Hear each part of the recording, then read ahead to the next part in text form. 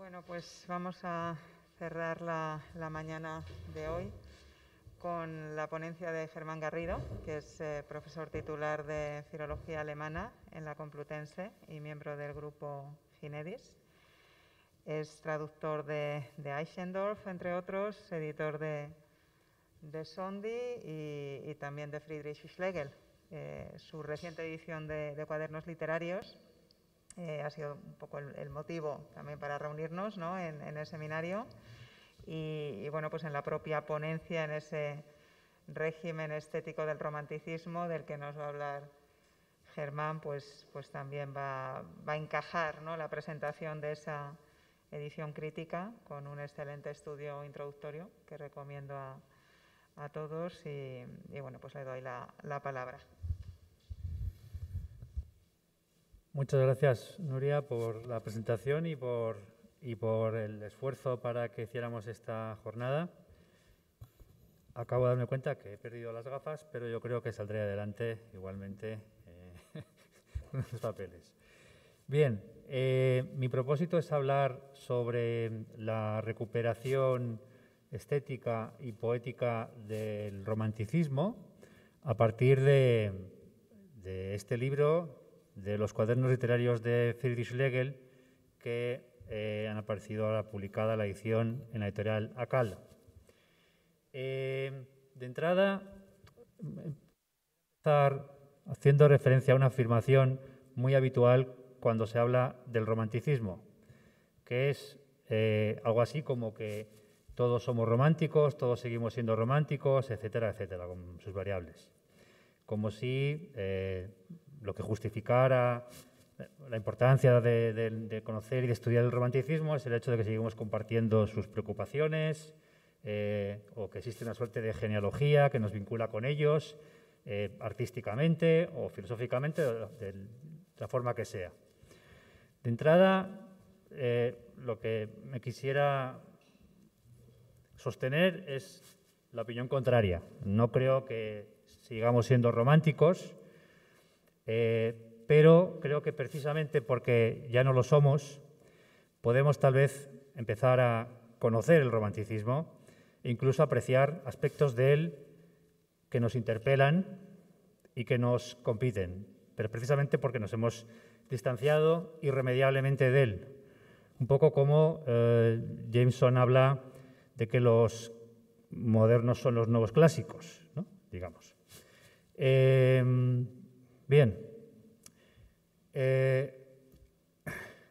También por mencionar a un autor que ha mencionado David al final de su ponencia, Northrop Frye previene contra cualquier generalización, hablando del romanticismo, porque existen las especies de romanticismo son, si no infinitas, innumerables, se pueden ordenar por nacionalidades, francés, alemán, inglés, tal, se pueden ordenar por disciplinas, romanticismo sociológico, filosófico, tal, gracias.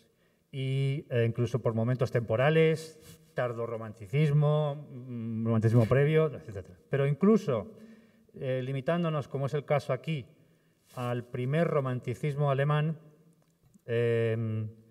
incluso acotándonos a eso, pues es difícil eludir el equívoco. La interpretación filosófica del primer romanticismo alemán adolece tradicionalmente de una serie de malentendidos que se remontan ya hasta la estética de Hegel. Y bueno, por decirlo deprisa y corriendo, se resume de la siguiente manera: los románticos habrían sido sencillamente malos lectores de Fichte, se habrían apropiado inadecuadamente de una serie de conceptos del idealismo filosófico y los habrían trasladado al ámbito estético, poético o como se quiera. De tal manera que el yo trascendental de Fichte se convierte en el yo individual del poeta creador de mundos, o que la imaginación creadora pasa a sustituir al discurso filosófico como un medio para alcanzar el absoluto, el principio primero. Encontramos esta interpretación del romanticismo como una aplicación deficiente de nociones filosóficas en los autores más diversos. El propio Hegel, en Kierkegaard, que también ha aparecido en la ponencia de antes, en Heine, en autores más modernos del siglo XX, como Heidegger, incluso en Terry Eagleton, encontramos esta interpretación. Hubo un libro que contribuyó enormemente a cambiar esta percepción del romanticismo, y fue un libro que se publicó en el año 1978 en Francia, y es un libro ya muy conocido que se llama El absoluto literario, de Lacoue-Labarthe y Nancy. En este libro se daba un gran paso en el sentido de que se dejaba de ver el romanticismo como una apropiación inadecuada de elementos filosóficos.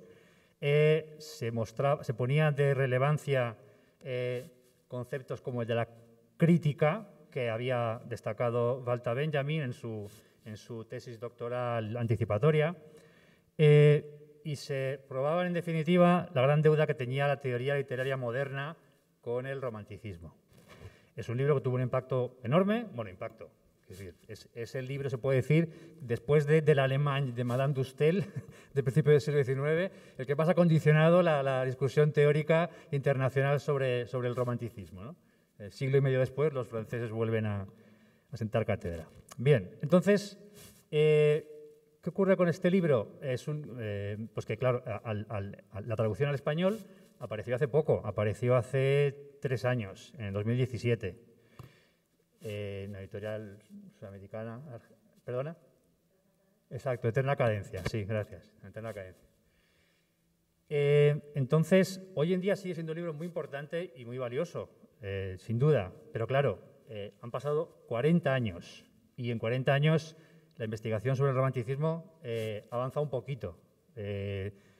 Entonces, sobre todo, ¿en qué sentido? En el sentido de que se ha tenido acceso a muchísimo material póstumo de sus autores que antes no se conocían. Lo mencionaba ya Robert Canet en su primera ponencia.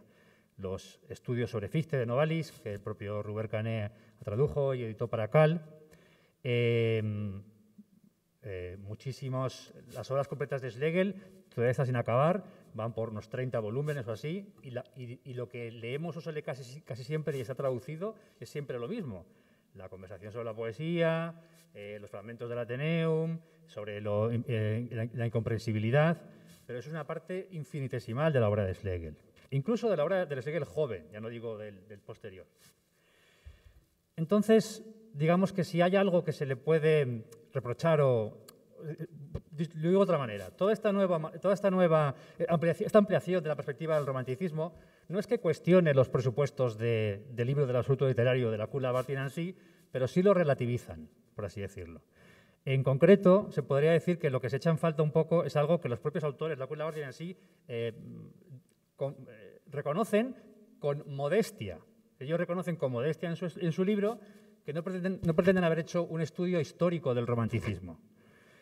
Ahora bien, hay que preguntarse si es posible tal cosa como hacer un estudio del romanticismo que no sea histórico.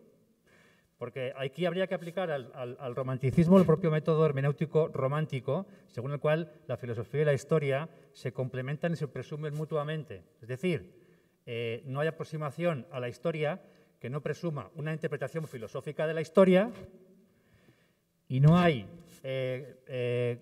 conocimiento filosófico que no se deba poner a prueba históricamente. Lo filológico y lo filosófico se complementan y se presumen mutuamente. Entonces, los cuadernos literarios de Schlegel, en esta edición, lo que recogen es una pequeña parte de todo ese ingente material, en el caso de Schlegel, pero es una parte significativa porque son las anotaciones que no publicó, que están escritas cronológicamente entre los años 1797 y 1800, es decir, en la época en la que hizo sus fragmentos para el Ateneum, para el Lyceum, las ideas, etcétera, etcétera.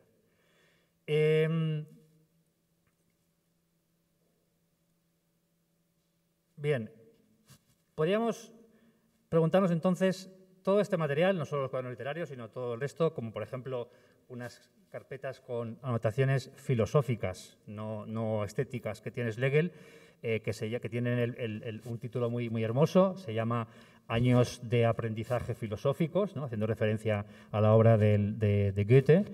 Bien, y ojalá también ese material, al menos una selección, esté pronto también traducido.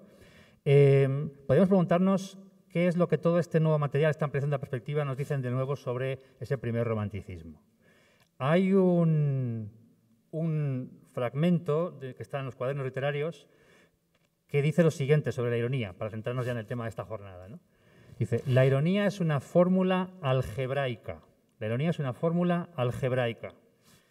Y sin duda, equiparar la ironía con una fórmula tiene algo de metáfora, pero no es una metáfora de echar tuntún, sino que es una metáfora, es un supuesto sobre el que Schlegel vuelve una y otra vez en estos cuadernos literarios. No solo equiparándola con la fórmula algebraica, sino escribiendo la fórmula con caracteres matemáticos, escribiéndola como si fuera una ecuación, ¿de acuerdo? Es fácil de entender. Una ironía es una reducción de sentido, una aniquilación de sentido de algo, a lo cual sigue la propuesta de un sentido nuevo. En términos matemáticos, por lo tanto, es una raíz a la que sigue una potencia. Schlegel lo representa así en los fragmentos. Es una raíz, no una raíz cuadrada, sino una raíz al infinito, a la que sigue una potencia al infinito. Y así está representado con múltiples variantes en estos fragmentos. Entonces, lo que se representa con ello es, claro, ese movimiento oscilante de la reflexión irónica, donde se procede de forma pendular, ¿no? aniquilando y creando constantemente, permanentemente. El entendimiento renuncia de antemano a alcanzar el principio primero del conocimiento, renuncia de antemano a ello, eso es así, por eso el romanticismo en ese sentido se diferencia del idealismo, pero no es tampoco un movimiento ciego, no es sencillamente el movimiento desencadenado de la retórica que quisieron ver los autores de la deconstrucción en el romanticismo, ¿de acuerdo? Es decir, Schlegel no opone al principio primero de Fichte la negación de todo principio, sino lo que él llama un principio recíproco. Lo llama así en la reseña que escribe sobre el Voldemar de Jacobi. O hay un fragmento de Schlegel que dice, tan malo es tener un solo sistema, no tener ningún sistema como tener uno solo. Creo que eso también lo resume bastante bien, ¿no? Entonces, esa suerte de nihilismo retórico de un autor como Paul de Man, por ejemplo, en su ensayo sobre la ironía de Schlegel, en ese sentido quedaría tan descartado como la lectura del romanticismo como un idealismo deficiente, si queréis, ¿no? Bueno, el libro del absoluto literario de Nancy Labarthe, al que hacía referencia antes, pertenece al contexto teórico de la deconstrucción, cronológicamente, pero no por eso llega al extremo de las conclusiones de Paul de Man. Sin embargo, pertenece a ese contexto. Y lo interesante es que en ese libro de Labarthe y Nancy volvemos a encontrar el lugar común, el tópico, de que todos seguimos siendo románticos. ¿De acuerdo? Es decir, aunque estemos en la plena construcción, volvemos a encontrar esa justificación de que todos seguimos siendo románticos para invocar la importancia del romanticismo. Bien, entiendo que nuestro contexto, no solo estético y filosófico, sino también social, no es el de Labarthe y Nancy. Entiendo que la pregunta premiante no es la que hace referencia a la deconstrucción del yo de la modernidad. Entiendo que la pregunta premiante no es tampoco descubrir las trampas retóricas que hay detrás de la filosofía. Y entonces habría que preguntarse qué es lo que todavía nos interpela de ese romanticismo. Estoy hablando un poco de prisa porque tengo las gafas. Bien, una primera pista nos la da la actitud que tuvieron los propios románticos, pienso, con Grecia. Es decir, los propios románticos se sabían irremediablemente separados, distanciados ya de la antigüedad griega, pero al mismo tiempo buscaban sus afinidades con ella, ¿de acuerdo? Y esa tensión dialéctica entre saberse distintos y a la vez querer reconocerse en ello es un poco lo que atraviesa esa permanente obsesión con Grecia. Entonces, en estos fragmentos y en otros materiales de Schlegel encontramos justamente cómo se plantea un sistema de traducción, pero es un sistema de traducción como forma de comunicación intercultural, de tal manera que la ironía romántica sería la traducción de la parábasis de la obra de las tragedias clásicas.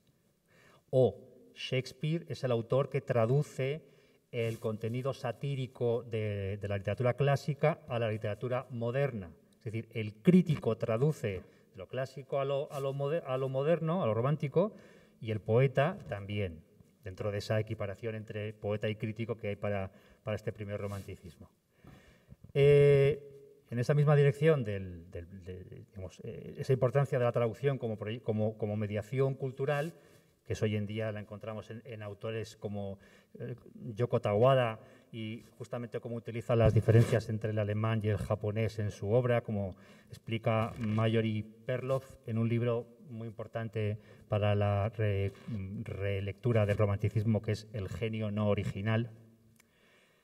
Y en esta misma dirección tenemos, por supuesto, la idea de la Weltliteratur, de la literatura mundial, que, como todo el mundo sabe, se asocia siempre a Goethe, pero que en realidad los autores que más contribuyeron a esa ruptura y ampliación del canon con la incorporación de nuevas tradiciones fueron en realidad los hermanos Schlegel, con el Shakuntala, la literatura india, etcétera, etcétera, ¿no? Entonces, en ese sentido, este paradigma que con teóricos como David Damrosch en las últimas décadas ha tenido mucho eco, pues también habría que enlazarlo con esta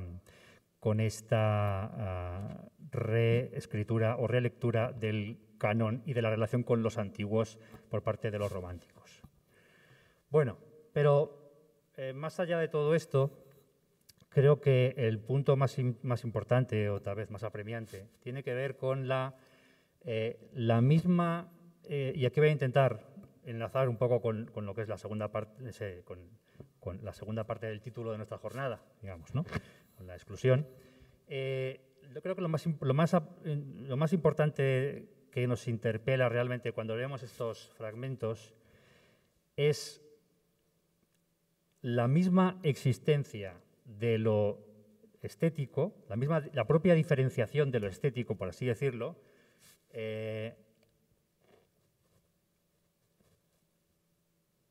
y su problematización, por así decirlo. Voy a intentar explicarlo de otra manera.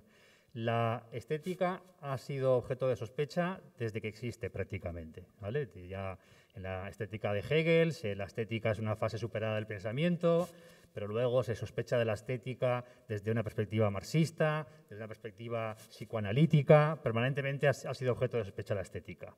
Pero eso es evidente, pero a pesar de todo ha seguido sobreviviendo como una coartada tácita que permite que sigamos muchos viviendo de ello, digamos tal, ¿no? Es decir, ocupándonos de ello, e incluso que se preserve en las instancias académicas también, digamos, ¿no? Y que siga funcionando. Sin embargo, ya en las últimas décadas la presión se ha vuelto, se puede decir, insostenible, intolerable, porque cada vez más se ha hecho evidente que la única legitimación que encuentra ya en las humanidades en general, pero la literatura en particular, es la de una creciente asimilación a las ciencias sociales, a través de los estudios culturales o a través de otros ámbitos, ¿no? Eso hace que, naturalmente, cada vez la propia justificación, digamos, de un ámbito estético, por utilizar ya la famosa expresión de Rancière, de un régimen estético, se haya vuelto en sí mismo cuestionable. Pues bien, ¿qué tiene que decirnos el romanticismo, y en concreto aquí Schlegel, al respecto sobre esto? Bueno, si retomamos otra vez el concepto de ironía, aquel que se planteaba como una fórmula algebraica, y lo llevamos al ámbito del arte, que es donde realmente se realiza, su movimiento pendular, es en el arte, es en la poesía, lo que vemos es que lo que hace Schlegel fundamentalmente es, lo que hace la ironía de Schlegel es, a un tiempo, resaltar, potenciar el alcance del arte, de la poesía como forma de conocimiento, y al mismo tiempo cuestionarlo, ¿vale? Intentaré ser un poco más preciso, perdón. Lo que se hace es subrayar, destacar que, a diferencia del pensamiento filosófico, la reflexión estética nos puede al menos aproximar parcialmente a lo absoluto, mientras que el pensamiento filosófico no lo puede hacer de ninguna manera. La reflexión estética al menos nos puede aproximar parcialmente, pero al mismo tiempo se le niega la posibilidad de proporcionarnos ese acceso definitivamente. Es decir, esa intuición intelectual que muchas veces se menciona, según la cual se anularía definitivamente la diferencia entre espíritu y naturaleza, y el poeta romántico lo que habría es alcanzado el absoluto, eso en la poesía romántica no ocurre, no pasa. Y si pasa, pasa instantáneamente, y al instante, digamos, vuelve a imponerse la fractura. Es decir, hay, por lo tanto, una reafirmación y un cuestionamiento permanente del arte como tal, que es lo que encontramos en los relatos de E.T.A. Hoffmann posteriores, como El hombre de arena, Caldero mágico, cuando el arte se presenta siempre simultáneamente como sortilegio y como ensoñación, como posibilidad justamente de apertura al infinito y como un engaño, como una estafa también, las dos cosas, ¿no? En Schlegel, esta problemática, sin embargo, adquiere una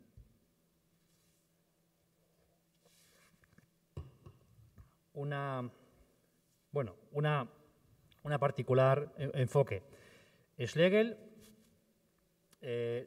por un lado, en los cuadernos literarios, pero también en el resto de su obra, vemos que incuestionablemente afirma la preeminencia de la esfera de lo estético. Es decir, él dice, hay un arte político, hay un arte tal, hay un arte histórico, hay un arte tal, pero solamente en el arte estético es como comprendemos el arte a través del lenguaje del arte. Eso, por un lado, queda ahí.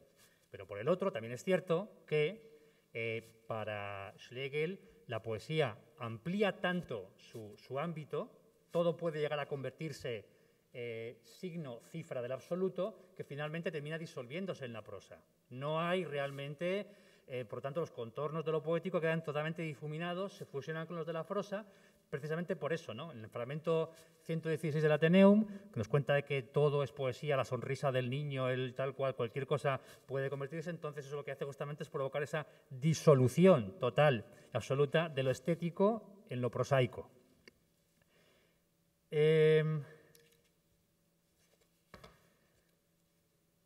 Por cierto, es una temática también, esta disolución de lo poético en lo prosaico, de la que habla Alberto Santamaría en su libro sobre el romanticismo, en uno de sus libros sobre el romanticismo, que tal vez mencione mañana. Bien, pero lo más importante en Schlegel es que el ámbito de lo estético, que él, a pesar de todo, quiere preservar, no aparece ahí, no está ahí solamente para guardar la empalizada del arte puro, sino que lo que hace es apelar, interpelar a lo extraartístico. Existe una correlación entre la disposición particular que presume la estética y su manera de interceder más allá del arte en cuestiones que tienen que ver con la ética, pero también con la política. Es decir, en los fragmentos de los cuadernos literarios encontramos muchos fragmentos sobre la educación de la mujer, sobre el género, sobre las relaciones sociales codificadas en su época. Encontramos, en ese sentido, por ejemplo, y todas esas afirmaciones lo que hacen es presumir la existencia de lo estético. No son fragmentos que se colocan junto a los fragmentos sobre estética y poética, sino que de alguna manera los presumen. De la misma manera, la novela Lucinde, de la que creo que va a hablar mañana Nuria, pues el carácter experimental de la novela no es en absoluto ajeno a su voluntad transgresora con respecto a la identidad de los géneros y a lo que se plantea, digamos, como contenido de la misma, ¿no? Hay, por lo tanto, ya una capacidad de disrupción de los conceptos morales y de los valores sociales, etcétera, etcétera, que se ejerce desde lo estético, por así decirlo. El fragmento es el género por excelencia que mejor representa esta ambivalencia, porque hay un famoso fragmento de Schlegel que define el fragmento como un puercoespín, como un erizo, perdón, como un erizo, ¿de acuerdo? El fragmento es como un erizo porque tiene pinchos y entonces es un erizo, es decir, es algo totalmente cerrado, que por lo tanto la forma del erizo estaría haciendo referencia a la autonomía de la obra de arte, ¿vale? A ese carácter cerrado de la obra de arte, pero lanzándolo al debate público provoca irritación, ¿vale? Provoca reacciones, pincha, digamos, a los que lo reciben.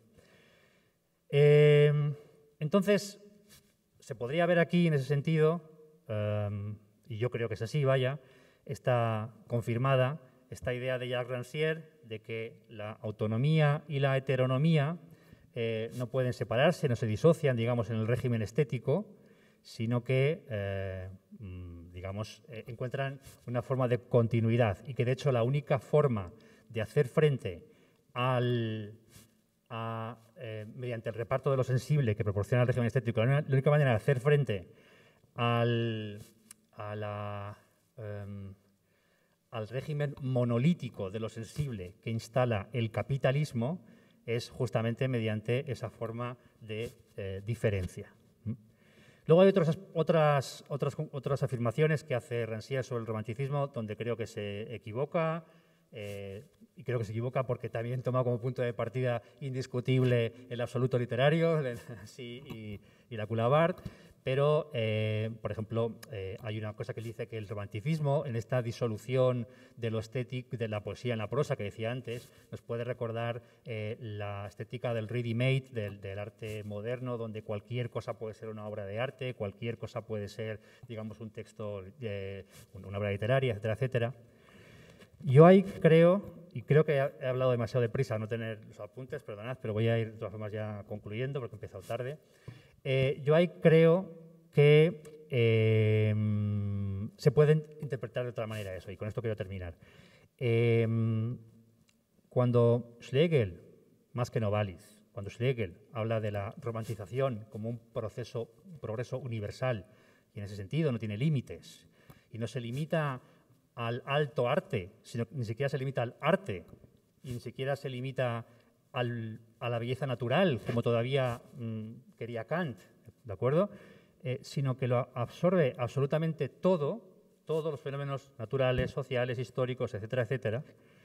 Entonces, aquí, evidentemente, pues como digo, ¿no? O sea, a diferencia de los románticos, para Hegel, estético es solo la apariencia sensible de la idea, aquello que tiene una intención, una voluntad de ser construido y que él reconoce en un determinado arte. Mientras que Kant todavía reconocía la existencia de lo bello natural. Pero los románticos van mucho más allá de Kant, porque no solamente están hablando de la belleza natural, sino que están hablando eso, de que cualquier elemento puede convertirse en cifra, en signo del absoluto.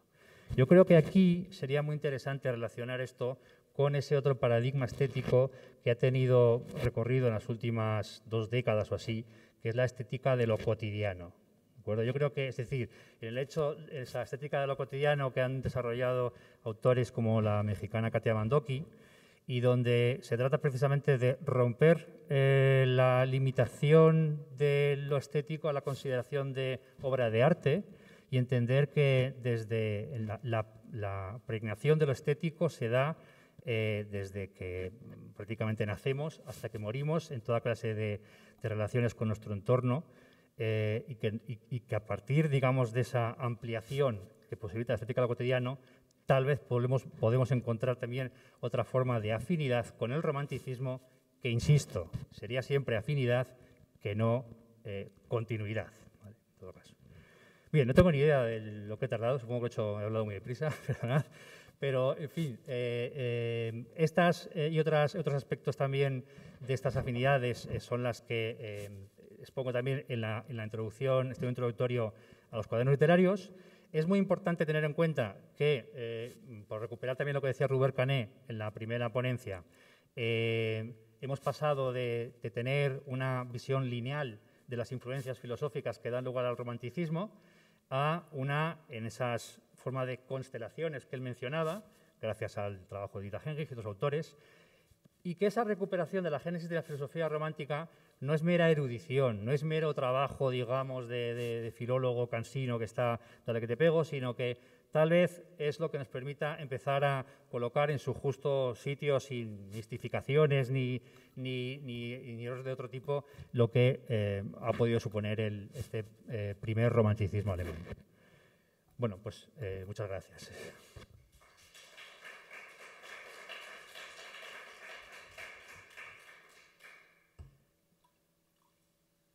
Si tienes alguna pregunta. Sí.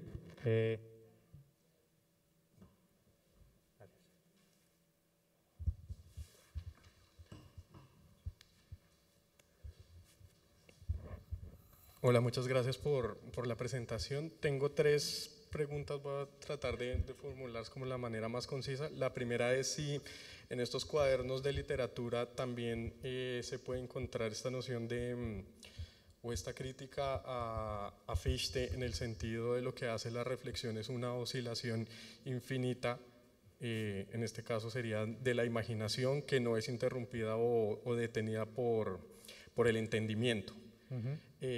Porque sé que está en las lecciones que cuando fue a vivir a Viena impartió sobre filosofía trascendental, esta idea de que la filosofía no... Es que no me he tenido para apuntar, si no te importa te contesto una a una, porque si no, no me va a acordar.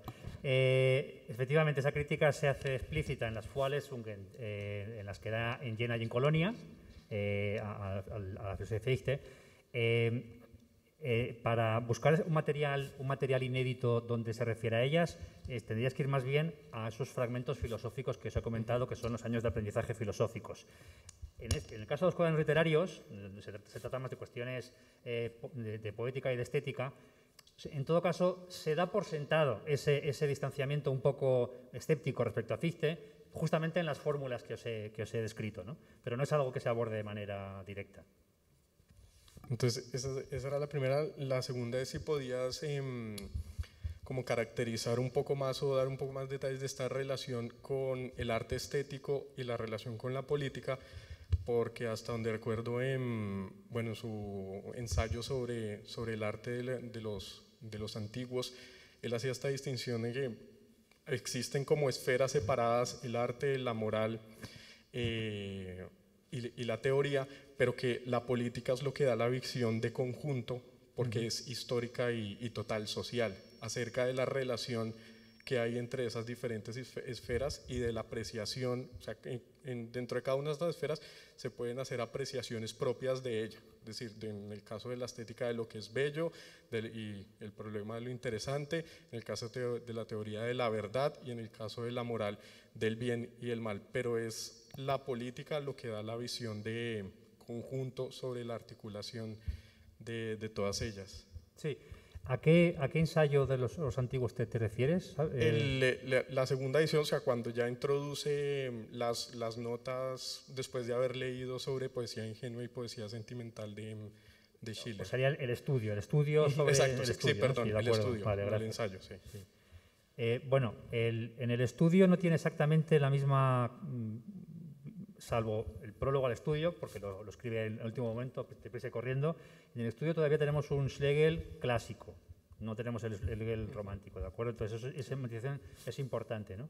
Y después, sobre la relación entre las esferas, depende de la aproximación. Por ejemplo, en su caracterización sobre Georg Foster, la que por cierto también ha aparecido ahora una traducción con otros estudios de María Verónica Galfione, en el ensayo sobre Foster hace claramente una relación entre el carácter republicano de Foster, su talante y su capacidad para adoptar una visión perspectivista de los problemas, y lo relaciona también con la ironía, ¿de acuerdo? Entonces ahí sí que hay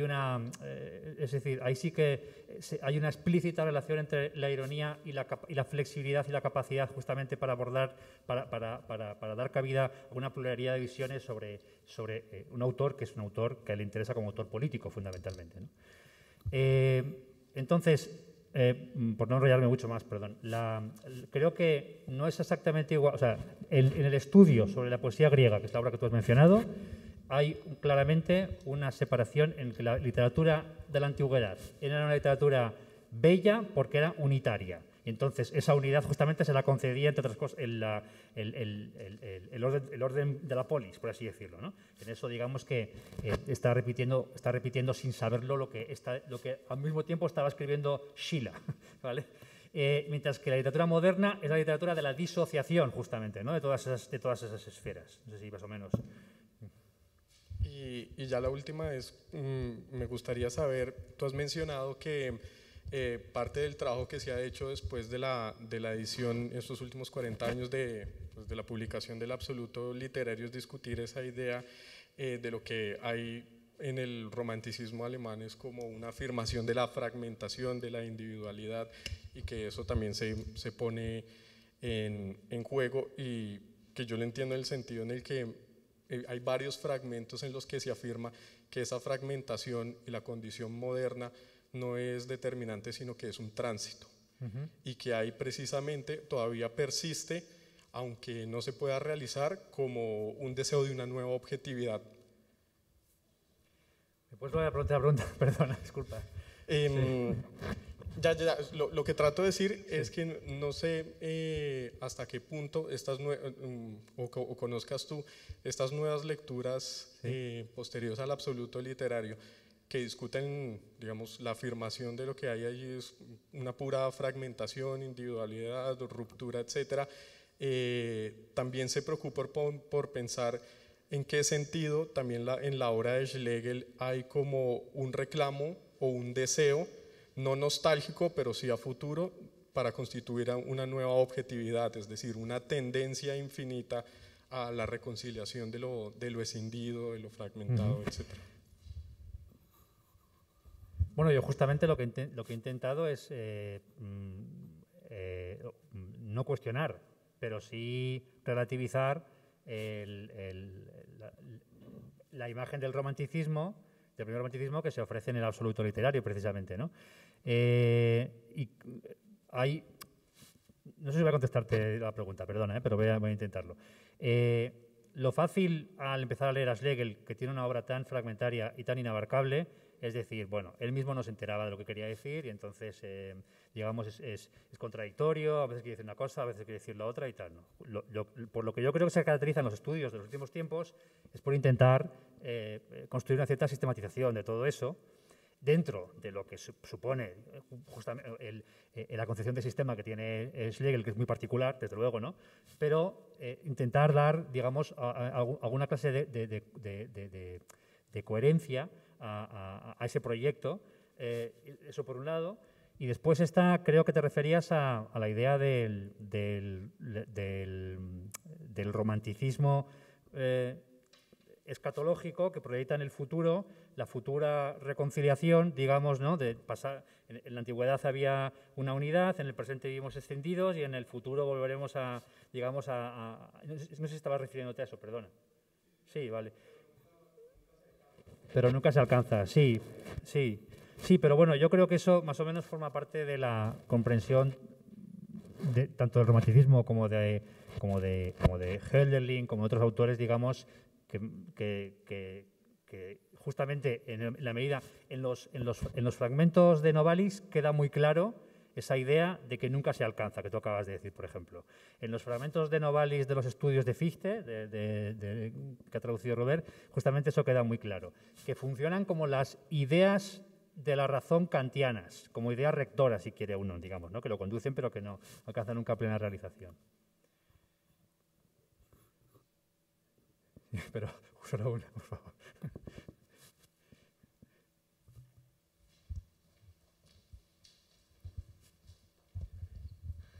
Pues, bueno, lo primero me gustaría darte las gracias, Germán, por la claridad y por el tono, ¿no? tan preciso y a la vez tan legible, tanto de tu intervención como de la introducción a estos cuadernos literarios, que bueno, para mí es que no te he tenido como un profesor, me parece un lujo, ¿no? Entonces también te pido perdón porque voy a seleccionar, son dos preguntas las que quería hacerte, que a lo mejor son tan escolares como desmesuradas, ¿no? Pero bueno, aprovechando ese tono que tienes y tu conocimiento, pues no me resisto a hacerla, ¿no? La primera, luego contesta o no. La primera, como lo has mencionado y como a lo mejor yo creo que también puedo ser hijo de determinadas lecturas tópicas y demás, ¿qué relación para ti guarda Goethe con el romanticismo en las dos direcciones, ¿no? Más allá del dictum este de Goethe de, bueno, llamo clásico a lo sano, o sano a lo clásico y enfermo a lo romántico, sobre todo porque leyendo a Schlegel, en lo que has editado tú y en los fragmentos tan conocidos, cuando habla de Goethe no me queda claro si está siendo irónico o no, o si realmente le idolatra de esa manera o hay un tono de burla. Entonces, ¿qué relación guardan, insisto, Goethe con el romanticismo y el romanticismo respecto a Goethe? Y la segunda pregunta tenía que ver con esa afirmación tuya de una posible vinculación con registros más contemporáneos a propósito de la estética de lo cotidiano. Si podías precisarla un poco más. Y pues, me llama la atención también por la pregunta del compañero, ¿no? ¿Cómo es eso posible o en qué autores, por esa proximidad con lo solemne, con la escatología, con la mitología que tiene el romanticismo, ¿no? Y cómo es eso conciliable. Bueno, sobre todo, mil gracias y espero que coincidamos en más Gracias, momentos. David. Pues no, creo que en general, porque tenía bastante mala leche Schlegel, pero en general no es ni irónico ni sarcástico con Goethe. Le tenía una sincera admiración, y no solo por el Wilhelm-Meister, por la famosa reseña del Wilhelm-Meister, sino que eso era así. Incluso Goethe, a pesar de todo, llegó a leer la reseña de Wilhelm-Meister y le gustó mucho. Creyó que realmente había atrapado ahí algo esencial de su novela. El resto de afirmaciones que aparecen también dispersas por aquí, se habla de Goethe justamente como dentro de ese modelo de traducción que decía yo de autores clásicos y modernos, justamente el poeta que está destinado en todo caso a poner en marcha un proyecto de literatura moderna de verdad, ¿no? Y la segunda pregunta, que no sé, cada vez me falla más la memoria. ¿Me dejo algo de contestar a la primera pregunta? No, vale, sí. Y la segunda pregunta lo he dicho al final, sencillamente porque es algo que tampoco menciono en el estudio introductorio y que sencillamente lo he lanzado porque es algo que me ronda la cabeza últimamente. Y que si quieres tiene el estatuto de hipótesis un poco en la que he pensado durante un tiempo, ¿no? Dentro de una vez que nos hemos reconocido que efectivamente no somos románticos, entonces ¿qué nos tiene que decir todavía el romanticismo? Yo entiendo que en el paso de una concepción literaria retórica, que es la del barroco, a una racionalista formativa, que es la de la Ilustración, y después lo que pasa en el paso del siglo XVIII al siglo XIX, no es solamente el paso a una literatura de tipo vivencial confesional, como a veces lo reducimos. Digamos que la literatura se convierte sencillamente en la expresión de un sentimiento, un padecimiento, una visión del mundo y tal cual, sino que en concreto aquí lo que podemos ver es el hecho de que hay la poesía, o perdonad a pesar de que David ha dado mi claridad, perdonad la falta de claridad con la que estoy, confusión con la que estoy todo el tiempo pasando de estética a poesía, pero es que los propios autores románticos lo hacen, digamos, de forma así indiscriminada, ¿no? Entonces, lo que encontramos justamente en ese pensamiento especulativo del romanticismo es la emancipación de lo estético de la praxis, de la actividad, de la praxis artística. Y entonces, justamente eso es algo que para la estética de lo cotidiano, el hecho de que lo estético no se circunscriba al arte, por supuesto no al alto arte modernista, pero ni siquiera al arte, ni siquiera al arte popular o a la cultura popular, sino que pueda estar presente en cualquier experiencia. Ellos lo llevan incluso a la relación entre las células, ¿de acuerdo? En los organismos, ¿vale? Cualquier tipo de presentación sensible, ahí puede haber un fundamento de lo estético. Para mí, salvando las distancias, digamos, podemos ver ahí, digamos, un cierto antecedente en esa universalización de lo estético del romanticismo, que por supuesto no es lo mismo, evidentemente, no intento engañaros, no es lo mismo, ¿no? Pero que creo que sí que es una analogía interesante. Vaya.